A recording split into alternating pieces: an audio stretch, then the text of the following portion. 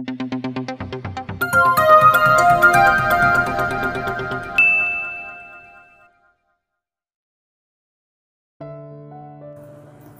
daw ng designs department ng mga designs ng kitchen bedroom, furniture noong 2010 dahil maraming customer ang nagre-request ng ganong design. Kaya kailangan nating hagilapin ang catalogs at rough drafts ng taong yon. Sabi na lamang ni Aya, humarap ito sa kanya at kumunot ang noo. But it is the company policy na to repeat a design. Kaya nga lumaki ang Valencia Furnitures ay dahil sa policy niyan. Rich people don't want to see their furnitures in someone else's house, you know? Ganun din sa mga resorts. The clientele values their individuality and originality at yun mismong ibinibigay sa kanila ng Valencia. Anong kalokohan niyang naiisip nilang gawin? Mahabang sabi ni Brett na may bahid ng inis. Napamaang si Aya rito. For a moment ay parang ibang Brett ang narinig niyang magsalita. Parang nawala sa paningin niya ang isang spoiled na anak. Mayamang walang ginawa sa buhay kung hindi ang magpasarap at mag-ubos lang ng pera na kinikita ng kumpanya. Hindi ko alam na marami ka palang alam sa kumpanya, nasabi niya ng malakas. Natigilan ito at muling tumalikod. Don't underestimate me, even if I haven't worked my whole life. I still graduated from an Ivy League school in the States.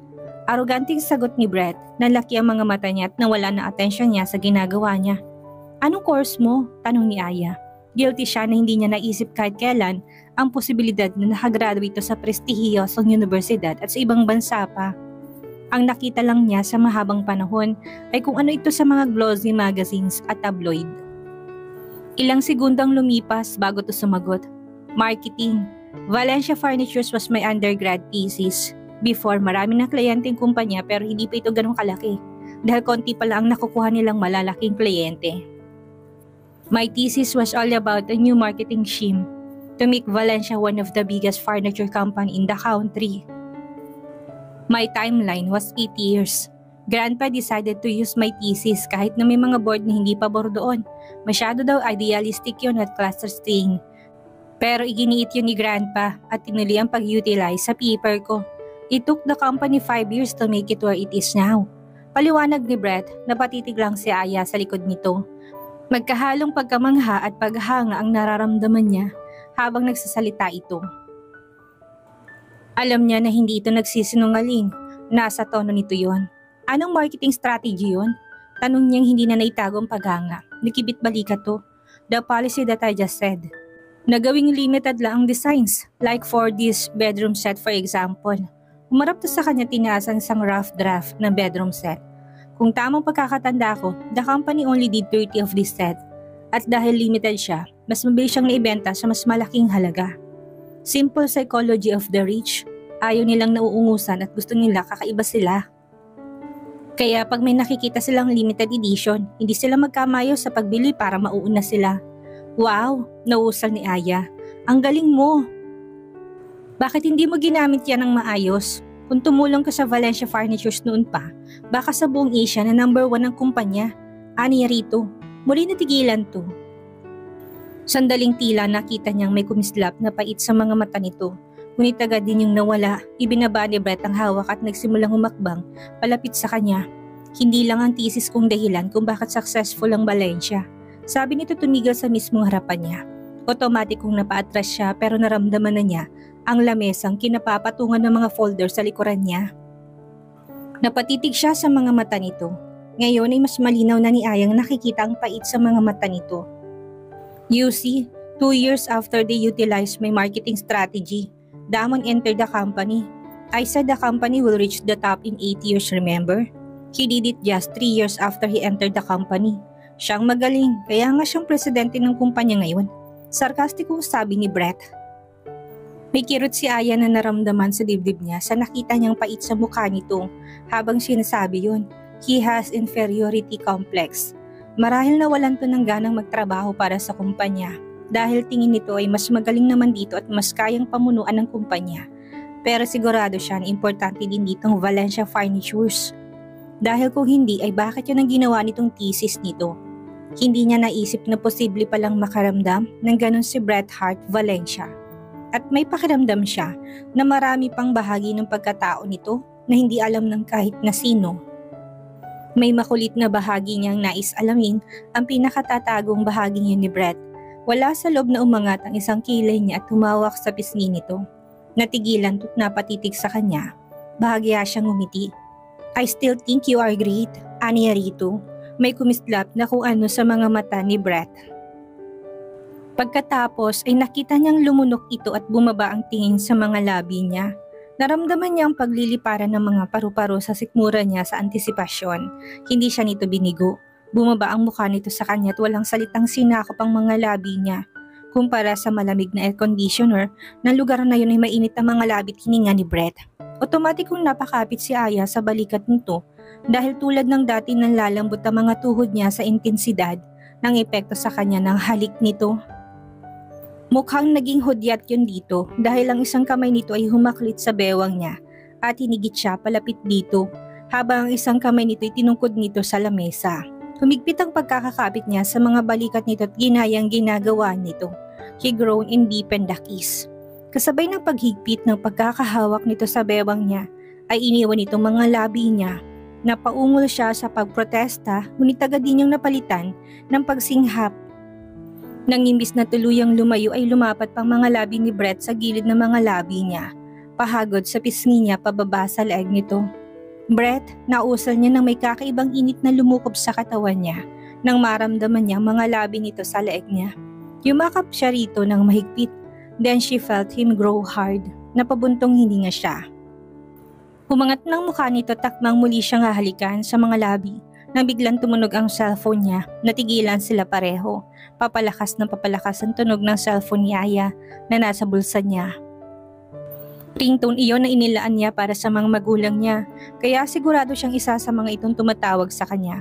Bumuga ng hangin si Brett at sinubsob ang mukha sa balikat niya. Pagkuway saglit na humigpit ang yakap nito sa kanya bago pumalas at tumalikod na. Answer your phone, it might be important. Anito ibinalik ang atensyon sa mga folders. Natauhan naman si Aya at dinukot ang cellphone niya.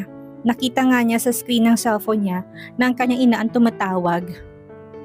Saglit niyang hinaming ang sarili bago lumabas ng stockroom at sinagot ang tawag nito. Habang nagsasalita to sa kabilang linya ay puro oo lang ang sinasagot niya.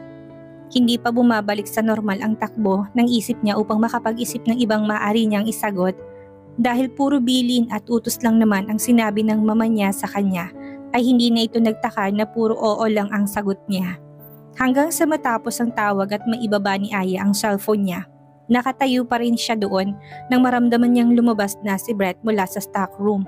Lumingon siya at nakita niyang tanga na nitong maraming folders.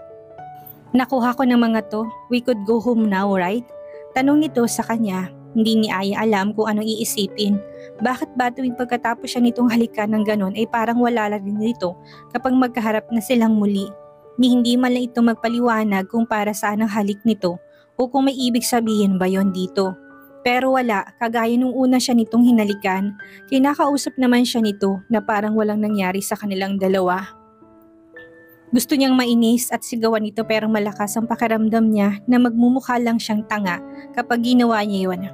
Tuloy na pahinga na lamang siya ng malalim at sumagot. Oo, pero kailangan kong dumaan sa Pure Gold.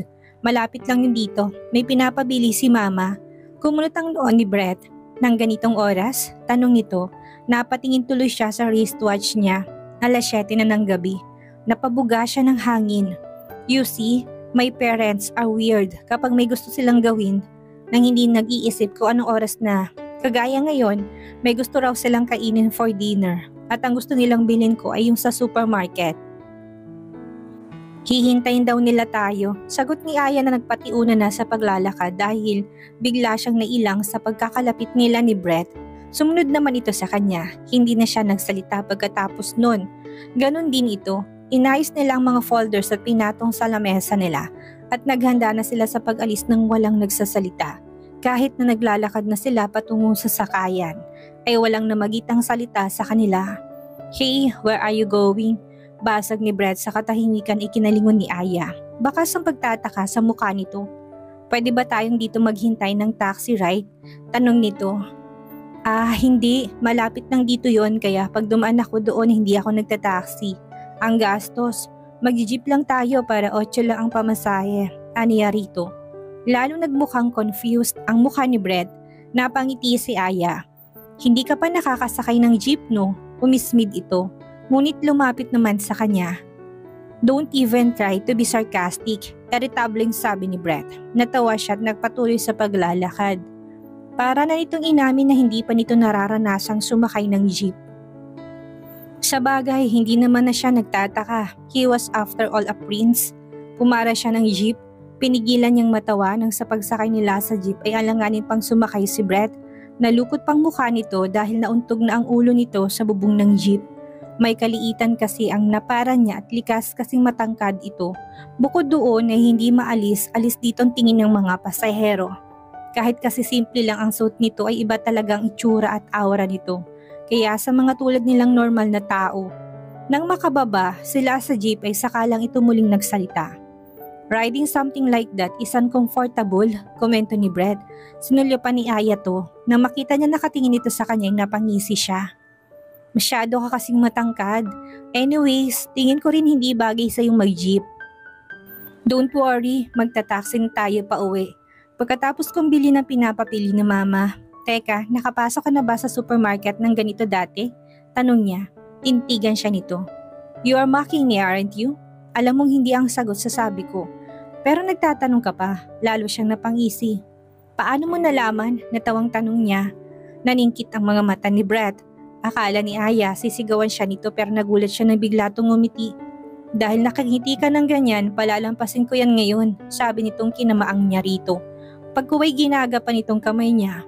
Let's go para makauwi na tayo ng maaga. Sabi pa nito at hinatak siya papasok ng pure gold. Humabog ang dibdib niya at napatitignan lang sa likod nito. Then something stirred inside her. Oh no, am I falling in love with this impossible man? Natakot siyang sagutin ang tanong na yon, kaya pinili na lamang niyang ignorahin yon. Katatapos pa lamang ni Aya na mag-ayos upang pumasok sa araw na yon at nagsusuklay pa lamang siya ng buhok niya nang lumabas siya ng kwarto niya upang mag-almusal. Dumiretso siya sa kusina upang muling mapaatras. Nang makita niyang nakaupo sa may dining table nila si Brett at kasalukuyang umiinom ng kape kasama ang papa niya. Napalingon to sa kanya at hindi nakaligtas sa kanyang paghagod. Dito sa mukha niya pababa sa katawan niya. Bigla siyang nahiya. Anong ginagawa mo rito? Naitanong ni Aya kahit katawa-tawa yon. Sa loob ng 2 linggong pananatili ni Brett sa apartment nila at pagtatrabaho nito sa departamento pinapasukan niya ay madalas naman itong nakikikain sa kanila. Gaya na inaasahan niya ay bumakas ang amusement. Sa mukha nito tumawa naman ang mga magulang niya. Inaantok ka pa yata, Aya. Maagang nagising itong si Brett kaya inaya ko na dito siya mag-almusal. Hala, umupo ka na, sabi ng papa niya. Walang salitang humatak siya ng upuan sa hapagkainan. Muli niyang sinulyapan si Brett na nakatingin pa rin sa kanya at may bahagyang ngiti sa mga labi. Saglit pa'y kumakain na sila. Sa loob na 1 linggong pananatili ni Brett sa lugar nila, ay napansin ni Aya na hindi na ito gaya noong unang dumating ito na maraming reklamo. Kahit sa opisina, ay ginagawa na rin ito ng maayos ang trabaho. Yun nga lang, kahit ano yatang gawin nito, ay hindi pa rin mawawalang likas na klas ng bawat kilos. Kahit anong gawin, kapansin-pansin hindi ito basta-bastang tao. Oo, at madalas pa rin may halong kaarogantihan ang pagsasalita pero ngayon hindi na siya naiinis dahil doon.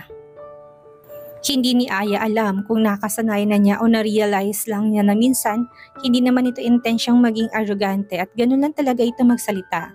Ang isang pinagtataka niya lang sa lahat ng bagay na madalas nitong inireklamo noon, kahit kailan hindi niya ito narinig magreklamo sa pagkain niluluto ng mama niya.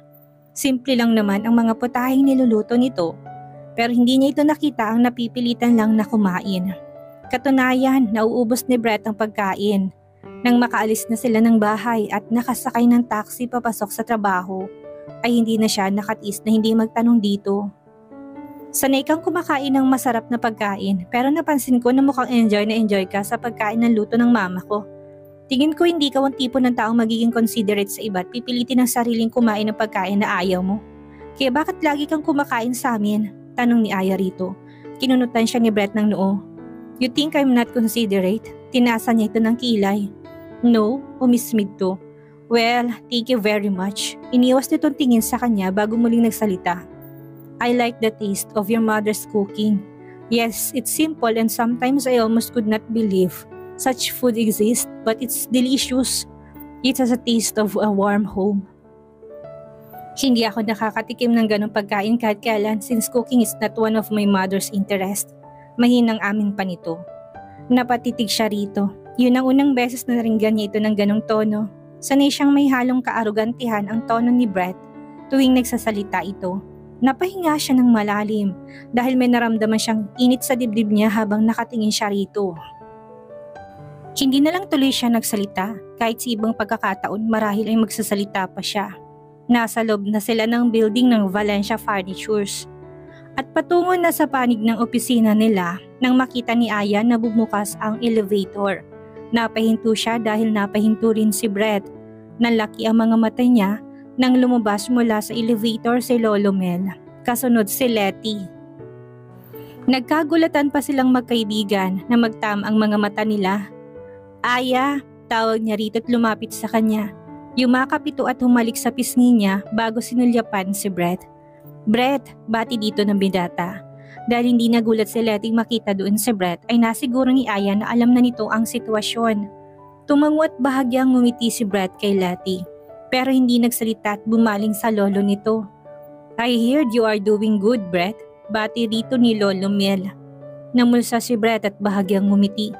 Ngunit napansin ni Aya na yun ang normal na ngiting ibinibigay nito sa mga tao. Yeah, so you could leave my punishment already. You see, I've learned my lesson, sabi ni Brett. Ngumiti si Lolo Mel habang nakatingin kay Brett. Biglang kinabahan si Aya. Kung gagawin ko yan, anong plano mong gawin? Muling tanong nito. Nagkibit balikat si Brett. Go back to how my life used to be, of course. May iba pa bang pwedeng gawin? Humiling-iling si Lolo Mel. I know you would say that. Anyway, sa tingin ko hindi pa itong tamang oras para patawarin kita. At mali ang akala mo, Brett. You still haven't learned your lesson. Hindi mo pa nakukuha ang tunay na dahilan kung bakit ko ito ginagawa sa'yo. Hindi mo pa naintindihan ang pinakamahalagang aral na nais kong ituro sa'yo. Sabi ng matanda at bumaling sa kanila ni Letty. Ngumiti ito sa kanya. Then please guide this spoiled guy for a little bit longer, Aya. Give my regards to your parents for me. Tara na Letty, naghihintay na tsak ang mga magulang mo sa'yo. Papasyalan natin sila ngayon, hindi ba? Saglit na nagpaalam ang kaibigan ni Aya sa kanila at muling yumakap sa kanya. Magkita tayo minsan ha, may sinabi sa akin si Jenna. Bulong nito sa kanya bago umalis kaagapay si Lolo Mel. Napasunod si Aya ng tingin sa mga ito habang pasimpleng sinulyapan si Brett. Nakakunot ang noon nito. Ganon ba katindi ang pagnanais nitong makabalik sa dati nitong buhay? Sa bagay, malabo namang hindi. Ang ganda-ganda ng buhay nito bilang prinsipe ng alta syudad. Parusa talaga sa iyong maalisan na karangyaan. Nakalakihan mo na? Nasabi ni Aya bago pa niya mapigilan ang sarili. Napalingon ito sa kanya at saglit na napatitig bago nagsalita. Do I really need to have to answer that? Sagot lang nito at tumalikod na. Nagpatiuna na ito papasok sa departamento nila. Kumirot ang dibdib ni Aya sa sagot na yun ni Brett. Biglay naalala niyang bagay na saglit niyang nakalimutan. Na hindi totoong parte ng mundo niya si Brett. Na kaya lamang niya ito nakakasama ay dahil sa isang parusa. Na hindi yun permanente. Na kahit nakikita niyang nasasanay na ito sa mga gawain ng tulad niyang normal na tao, ay syempre gugustuhin pa rin itong bumalik sa dati nitong buhay. Sa mundong hindi siya kabilang, napahawak siya sa dibdib niya. Bakit ba parang nais niyang maiyak sa itinatakbo ng isip niya? Sumagi sa isip niya ang sagot. Isa yung illogical at imposibleng sagot na gusto niyang iwasan, pero bigla niyang naisip ang ipinayo sa kanya nila Letty at Jenna para daw maranasan niyang pagmamahal na nararanasan ng mga to. So she had to admit it to herself kahit na alam niyang wala yung kahantungang maganda. She was in love with Bret Hart Valencia.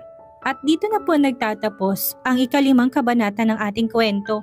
At sana'y muli niyo po akong samahan sa mga susunod pang kabanata. Maraming salamat po at ingat po tayong lahat.